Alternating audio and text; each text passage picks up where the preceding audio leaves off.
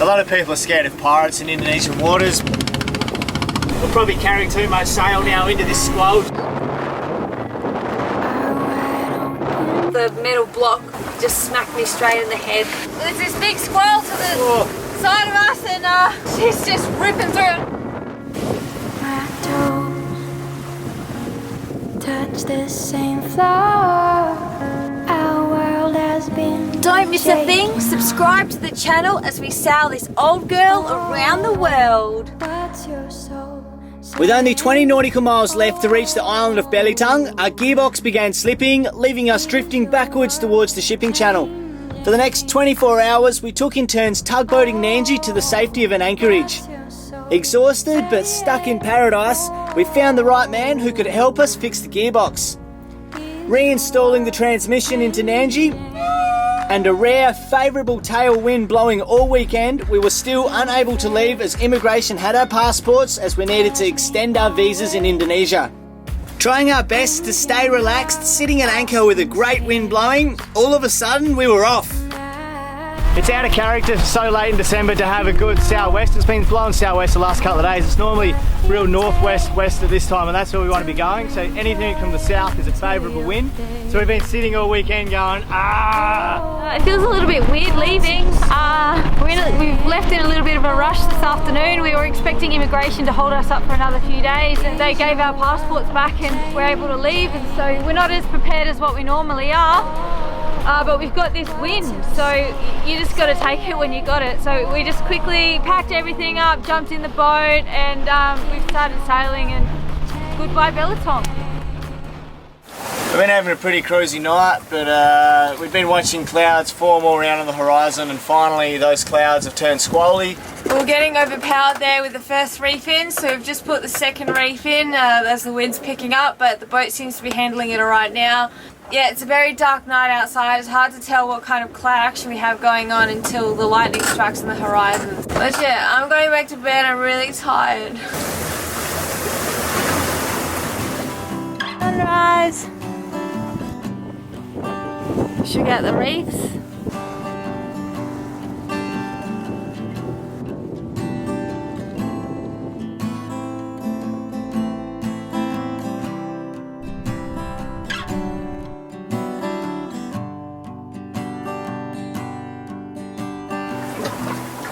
Oh, what happened? Oh, there was a squall last night and I didn't get the boat ready in time, pulling the running backstay from the back to the front. It's really hard to get around the bimini, so I had to clip it on the wire and then go around the other side of the bimini, and I stuck my head out to look to see where it was, and the metal block just smacked me straight in the head. Oh. So I got a shiner. Yep. Sailing injury, lesson learnt. Lucky you're a tough chick. Lucky I've got a little fringe. Yeah. Just cover that up. Give us a look. Oh. We've got this fishing boat that's come fanging up from behind us. He's just tailing us. A lot of people are scared of pirates in Indonesian waters, but they're generally just fishermen, but everyone's real curious on you, so they want to just come up and have a good look at you. I'll pretty well guarantee that's what these guys are doing. It's not often they'll see a sailboat sailing through, but he's definitely coming in for a sniff.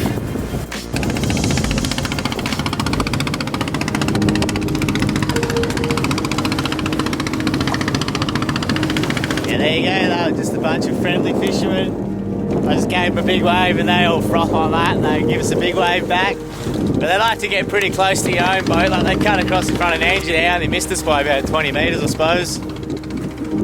They just wanted to have a suss for their big night of fishing.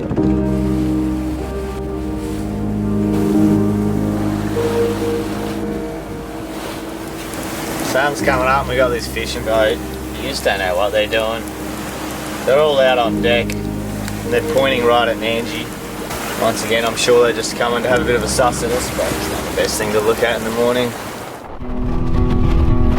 It's morning of day 4. Josh and I have been sleeping a lot during the day, trying to rest up because the squalls at night are pretty intense. But we didn't have one last night, which is awesome, so got a fair bit of sleep. But we have been sailing upwind, so it's been a very bangy and rolly ride. The waves are sort of kicking up. We've got white caps, but we're making progress finally. It's a little bit uncomfortable to like make coffee and stuff.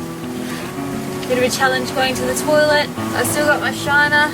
It's you don't realise how much you touch your forehead until you get a bump like this. But trying to put like the head torch on, or not a good spot. But yeah, feeling good. These waves are really slowing us down. We have 50 nautical miles left to go.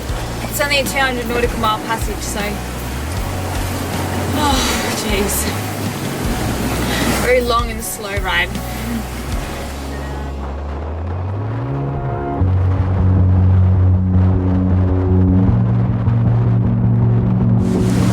We just had this squall kick up.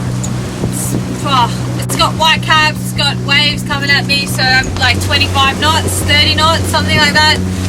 Just all of a sudden, you know. Normally we turn and run it off, but this time we just hove to. We didn't want to lose any ground that we'd made, and yeah, we hove to under the main, and then yeah, the kind of worst of it passed, and now we're back sailing again. So yeah, it worked really well actually. So it's a good little one to remember. We are in the 1 degree latitude, so we're getting lots of squalls in the afternoons and in the early mornings as well. Look at that big cloud front out here, maybe we're going to get blasted by that instead. Yeah, we've got lots of nasty looking clouds around us, so yeah, it's going to be on our toes tonight.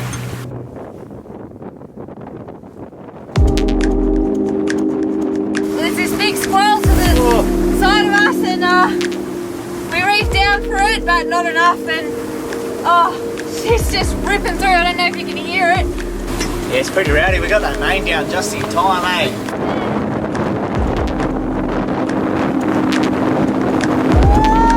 An initial gust. I know we haven't felt a bullet like that into us for a while. About 40? Yeah, I reckon, eh? Nandji's doing great. We have taken down the head sail, and we have the second reef in the main, and we're just running it off. It's a bit of a bummer because we're losing ground, but it's a lot safer this way. I haven't felt wind like this for a very, very, very long time, so it's very exciting. There's my jacket. Yeah. It has been a relentless 24 hours. At 8 o'clock last night we had 20 miles left to our anchorage, and it is now 10 o'clock the following morning and we have 17 miles to our anchorage. We've just been smashed by squall after squall, wind changes, sails up, sails down, tack, opposing current. We're motor sailing now with this squall coming at us, just trying to get a bit of sanity about us. Like, we'll probably carry too much sail now into this squall just so we can move an extra 100 metres. Like the squalls have been pretty heavy, hey? They have, they've been pretty rowdy. A couple of them have been howling over 30 knots. We had a couple of 40 knotters last night. We've bitten off too much, you know. Like, I think it was time we just need to slow down a little. Once we get to Langkawi, you know, we've been hammering it 2 months. Just try to do too much, I think.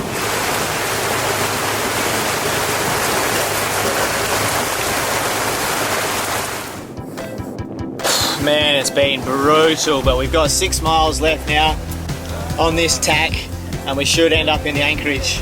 The sky's cleared up now, so we haven't got any squalls, or it looks like it's going to smoke us in the next hour. So hopefully within 2 hours we're tucked away and hidden in this anchorage. Oh, it'd be time for a beer, shot of Captain Morgan's and a sleep for 18 hours. Hopefully we get some reception here so we can let our families know what's going on.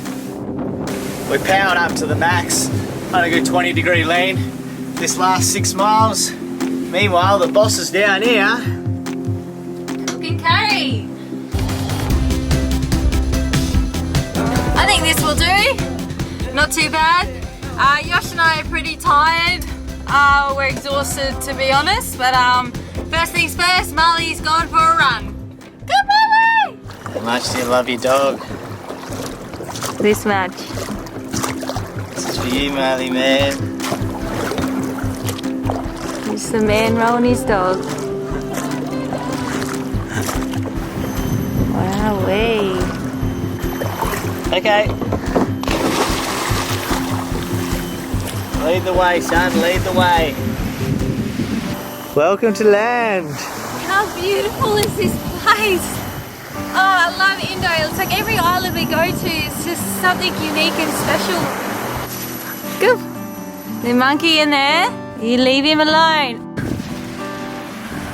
That's your home, buddy. Go to your shell.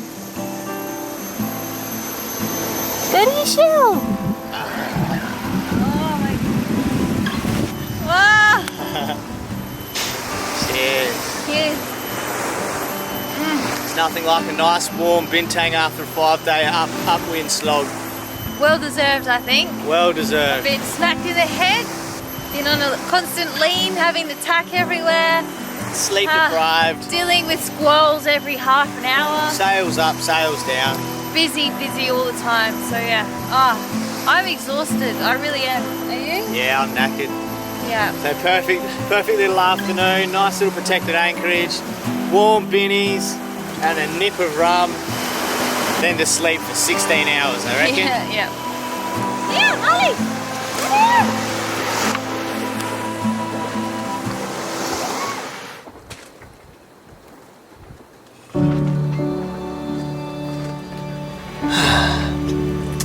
Just risen after a solid 12-hour sleep. Good feeling. But it's a beautiful morning. It's nice and calm. We've actually got blue skies, which is very strange for this area, so I think we might just keep moving. And we've still got like 110 litres and 100 miles to go, so we should arrive to Batam the day before Christmas. Oh, it looks pretty nice, doesn't it, mate?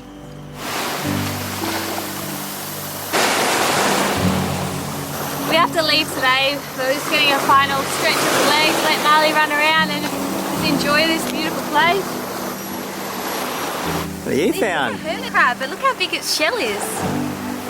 Yeah, I wonder how big he is. Come have a look at this. All of these tracks here are hermit crab tracks. So you can see the big shell being dragged and then their little feet scurrying along. Some of them are quite big as well, like this one here.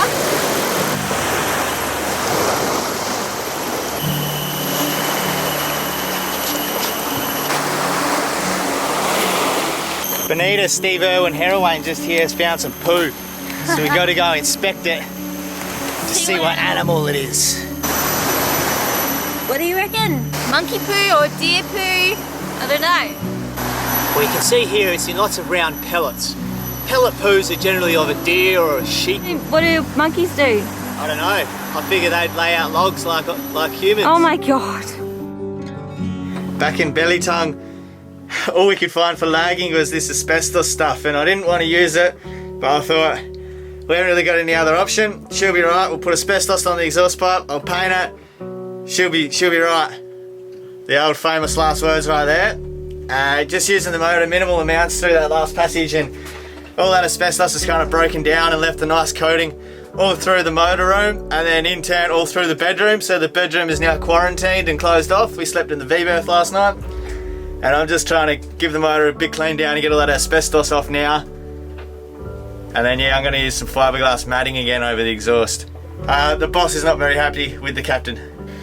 I'm not very happy either with all this asbestos stuff kicking around inside Nandji. But we'll get to Batam, then we can just get everything out of the bedroom.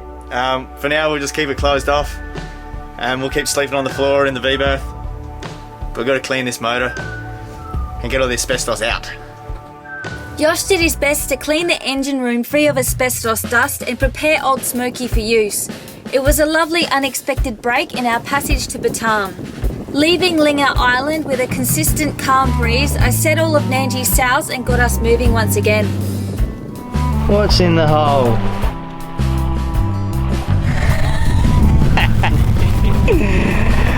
Oh, because of our dilemmas and not being able to sleep in the bed with the asbestos dust everywhere, we've got the bed made up on the floor of the lounge room, and Marley's made himself comfortable on it, and he's lying in bed there with Bonita's knickers on his head.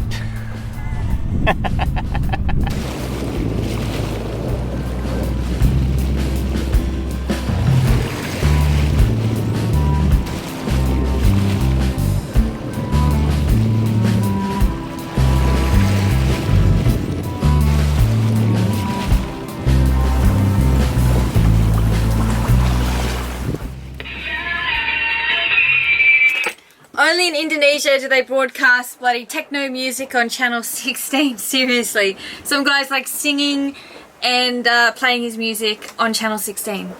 What is the world coming to? Imagine you're trying to send out a distress signal, Mayday, Mayday, on channel 16, and you can't because old Johnny over here is playing his music. It's just ridiculous. We had quite the ordeal last night. We are getting pretty tired and worn out by all of these surprises that Nandji has, and it's becoming a little bit overwhelming. Last night was really difficult for us. As we're sailing closer to Batam, the current started getting stronger and stronger, and so we weren't able to make any ground. We had to keep tacking. We were tacking backwards and forwards between east and west, and it was just pointless. We're not going anywhere forwards. We're just going side to side. After doing this for a long time, we decided to turn on the motor. We were able to motor at 1 knot against it, so it felt kind of pointless to even be doing that. And if we stopped motoring, we were drifting backwards at 2 knots, so it was quite a strong current. I come down here to where the shaft exits the boat through the dripless seal, and there was a bit of smoke coming through. And I found this screwdriver. After all the work I've been doing to the motor and all the tools constantly around the joint, I missed one, and somehow it had wedged itself up and under there, and the shaft was rubbing on it, which has caused that flat spot there. And so because we had the engine under load, this was just wearing it down. My theory, I think what happened, it heated up the shaft was really hot, the dripless seal was really hot, and then at the back of it in the hull where the bearing is, if you remember back in the Solomon Islands, we installed a wood bearing made from the tubu tree. It's a really hard wood. They use it on all their tugboats and stuff there, so it's really good, but it's not used to having a shaft running so hot. And because of this friction caused by this, we heated up the shaft and heated everything up, and there's a bit of fiberglass cracked through into where the shaft exits, and smoke was bellowing out of that. And so I think the bearing maybe probably didn't catch fire, but it warmed so much that it just started smouldering. So that's why there's water everywhere in here. I had to pour a heap of water on here to stop it smouldering. I think it's that bearing, because since then I've put the motor under load and I can hear the vibration in the hull, which suggests that that bearing is worn. It just adds to the extra trouble of when we try to motor. So of course all of that happens in the wee hours. It would have been probably 4 in the morning when that smoke started billowing out. And so by that time I'd been awake for a long time. I haven't had much sleep last night because there's been lots of ships. And I basically spat the dummy. Not gonna lie, I spat the dummy and I went to bed. Benita sent me to bed too, because I was saying all the kinds of words that the sailors say. So she sent me to bed. I've woken up 2 hours later with the sun up, got a little bit of a breeze. Benita's got the stay sail and a full head sail up, getting a good bit of wind, and we're sailing against the current, but we're hooking along doing 4.5 knots, and so we're kind of getting back up into it. So, oh, she's so positive. I don't know what I'll do without her. So after last night's ordeal, and Benita got us up and fanging in towards land, we went chasing the shallower water. Hopefully there was less current in there, and it kind of appeared that way, but the wind's a little bit lighter in here, and as we've tacked back out to sea, we're at like a 45 degree to our last tack, so there must still be a bit of current pushing us down. And yeah, it's the day before Christmas, and if we got to keep tacking like this, we've still got over 150 odd miles to sail to get to the marina at Nongsa Point, where we're going to check out of Indonesia. So we pretty well guarantee that we'll be spending sea at Christmas with less than 15 litres of water left, 1 bintang, 6 eggs, and a couple of packets of cake mix.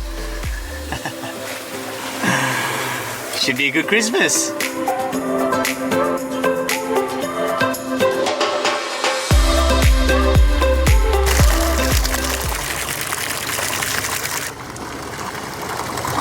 I'm so over this, eh? I'm so sick of this. Now we're sitting here stuck drifting Christmas Eve. Woohoo! What happened? I don't know, there must be some sort of leak where it was coming through from where it smoked off the bearing. So I think it must be a little water leak coming through there. The whole bilge is full of water. The exhaust is glowing orange. The last of our fiberglass matting is kind of cooked through. There's no wind, opposing currents, running out of fuel. Anything else you want to know? I was just sitting up on watch. The water's pretty smooth, but we're heeling over a bit and I could hear this water sloshing. So I've come down, I've seen all this water in the bilge, and so I think that leak through where the shaft is, where we had that little smoke crack through, I think that's a bit worse than what first thought. So I have to try to get all this out, and because we heeled over this side, the bilge pumps are kind of in the middle or on more starboard, so we might tax and we can pump some out, and then yeah, then I'll have to attend to that, I think. It's Christmas Eve, nearly midnight by the way. To try to make up a little epoxy resin mix or something to try to combat the little water leak coming in. I struggled to get epoxy to stick because of the water kept coming through, and I was thinking, how can I fix it? Oh, I'll get my surfboard gear out. So I've blocked it up with surfboard wax, and I've got like an epoxy putty that you use for like little dings and stuff in your surfboard. So I've blocked it all with wax. Now I'm going to put this epoxy putty over the top, and then I'll put a bit of epoxy over the top of that. So, but we've stopped it. Awesome. We're good. Man, that epoxy bog stuff is so good. We're going to buy heaps of chips of that when we get to Langkawi. Benita's such a good sailor. I can sit down here and worry about not letting us sink. Benita's just up there tacking and banging and having a hell time sailing. And 1 minute I'm over here, then I'm over here. So it's really good. We're making ground, covering ground, and we're not sinking any longer. Alright, I think I've deserved a sleep now. Yeah. Time for bed. It's like 1 in the morning. Go to bed. Good night. Good night. Still with over 50 nautical miles to reach our planned destination of Nongsa Point Marina, we decided to make a spur-of-the-moment decision and stop off at the small city of Tanjung Penang on Bintan Island.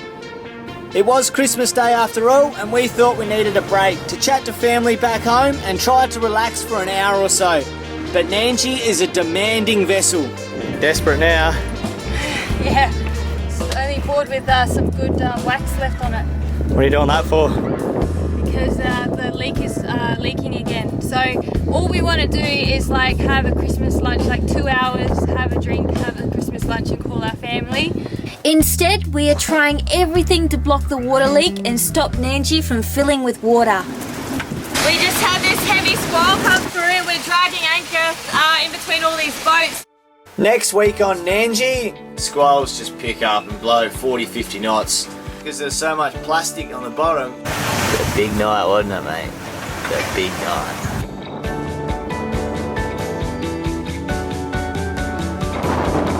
It's so freaking windy! Oh my god!